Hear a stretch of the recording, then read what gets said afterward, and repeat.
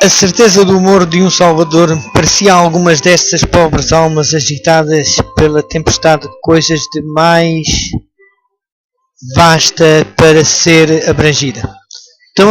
Tão grande era o alívio que sentiam, tal a inundação de luz que lhes sobrevinha, que pareciam transportadas ao céu. Punham confiantemente as suas mãos nas de Cristo. Firmavam os pés sobre a rocha dos séculos. Bania-se todo o temor da morte. Podiam agora ambicionar a prisão e a fogueira, se desse modo honrasse o nome do seu Redentor. Em lugares ocultos era a palavra de Deus apresentada e lida, algumas vezes a uma única alma, outras a um pequeno grupo que anelava a luz e a verdade. A miúde, a noite toda era passada desta maneira. Tão grande era o assombro e a admiração dos ouvintes que o mensageiro da misericórdia frequentemente se via obrigado a cessar a leitura até que o entendimento pudesse aprender as boas novas da salvação. Era comum preferir-se palavras como esta: aceitará Deus em verdade a minha oferta? Olhar-me-á benignamente? Perdoar-me-á Ele? Lia-se a resposta: vinde a mim todos os que estáis cansados e oprimidos, e eu vos aliviarei. A fé pegava-se à promessa. Ouvia-se a alegre resposta: nada mais de longas peregrinações, nada de penosas jornadas aos relicários sagrados. Posso ir a Jesus tal como estou, pecador e ímpeto, e Ele não desprezará a oração de arrependimento. Perdoar-te são os teus pecados. Os meus pecados, efetivamente os meus, podem ser perdoados.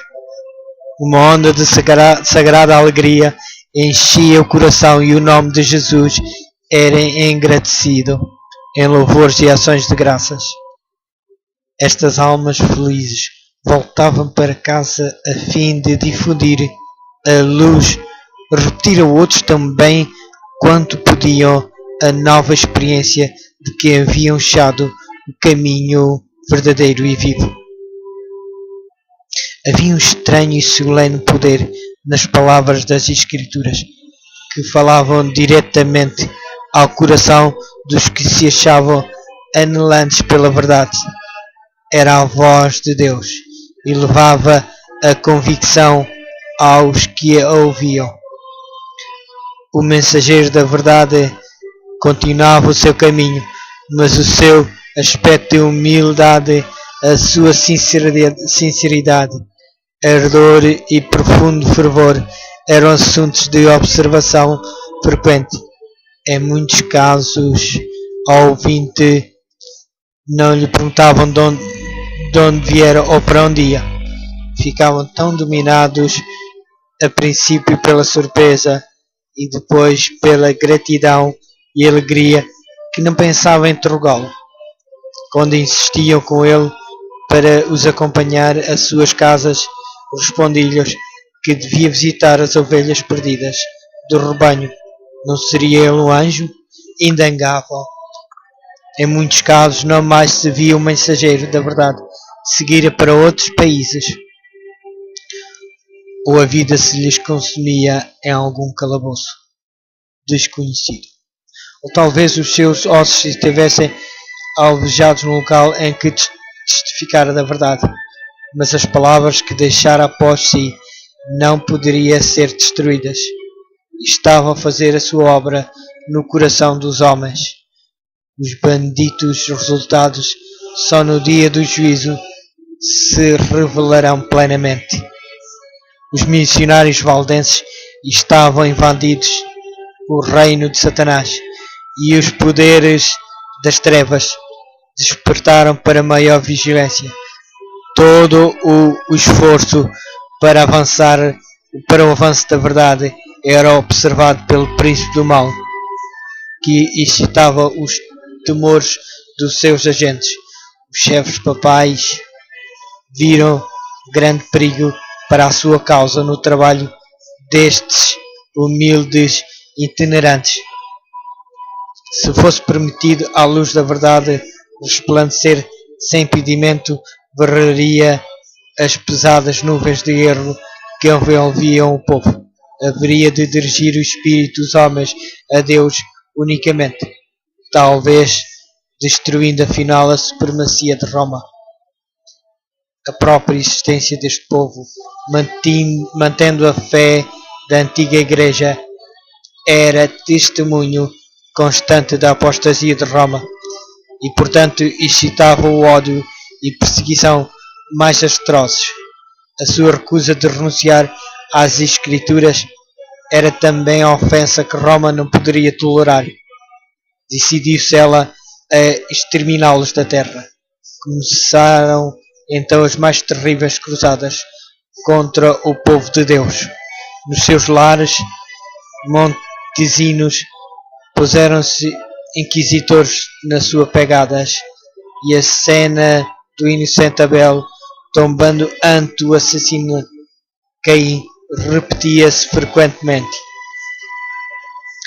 Reiteradas vezes foram devastadas as suas férteis terras, destruídas as suas habitações e capelas, de maneira que onde houver campos florescentes, assim como o animal de rapina se torna mais feroz, provando o sangue, a ira dos sectários do Papa acendia-se.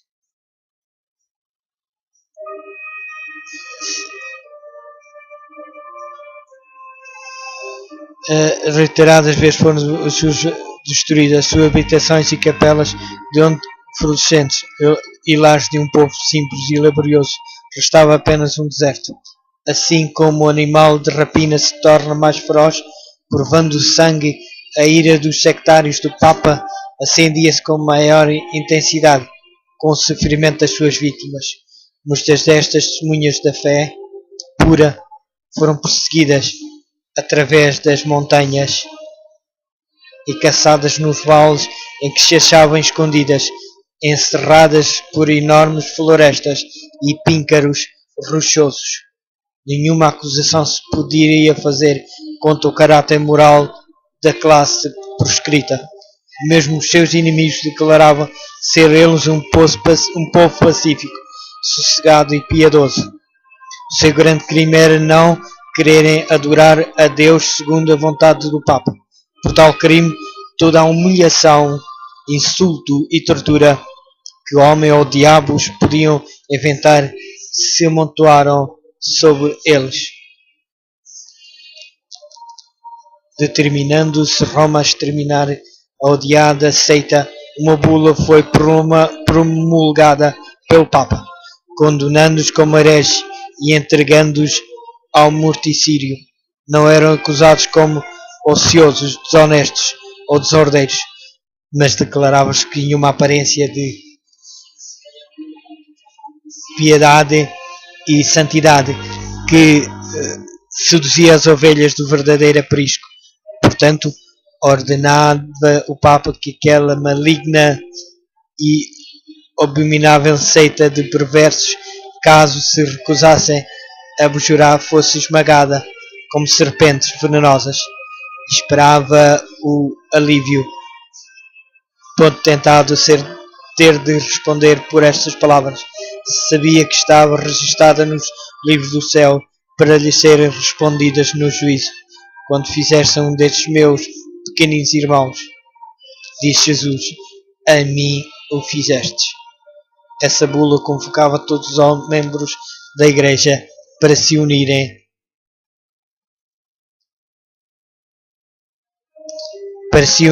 à cruzada contra os hereges. Como incentivo para se empenharem na obra cruel, absolvia de todas as penas e castigos eclesiásticos gerais e particulares. Desobrigava todos os que se unissem à cruzada de qualquer juramento que pudessem ter feito, legitimando o direito a qualquer propriedade que pudessem ter ilegalmente adquirido, e prometia remissão de todos os pecados aos que matassem qualquer herege. Anulava todos os contratos feitos em favor dos valdenses ordenava que os seus criados os abandonassem, proibia a toda e qualquer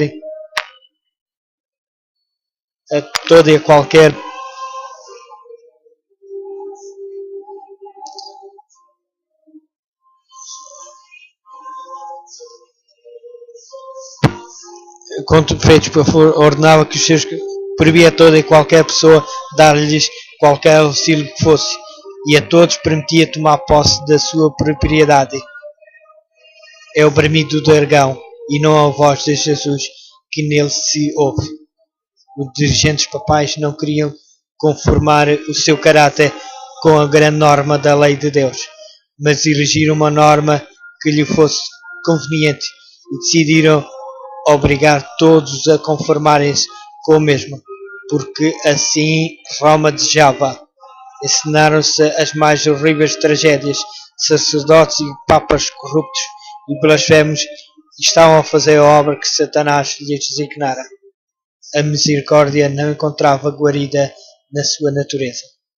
O homem espírito, o mesmo espírito que crucificou Cristo e matou os apóstolos, o mesmo que impulsionou o sanguinário Nero contra os fiéis do seu tempo, estava em atividade a fim de exterminar da terra os que eram amados de Deus.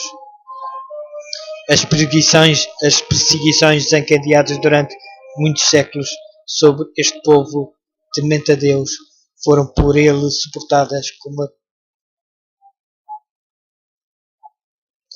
uma paciência e constância que honrava o seu Redentor, apesar das cruzadas contra eles e da mesma desumana carnificina a que foram sujeitos. Continuavam a mandar os seus missionários a espalhar a preciosa verdade. Eram perseguidos até a morte. Contudo, o seu sangue regava a semente lançada, e esta não deixou de produzir fruto. Assim os valdenses testemunharam de Deus, séculos antes do nascimento de Lutero. Dispersos em muitos países, plantaram a semente da reforma que se iniciou no tempo de Wycliffe. Cresceu larga e profundamente nos dias de Lutero e deve ser levada avante até ao final do tempo por aqueles que também não estão dispostos a sofrer todas as coisas pela palavra de Deus e pelo testemunho de Jesus Cristo.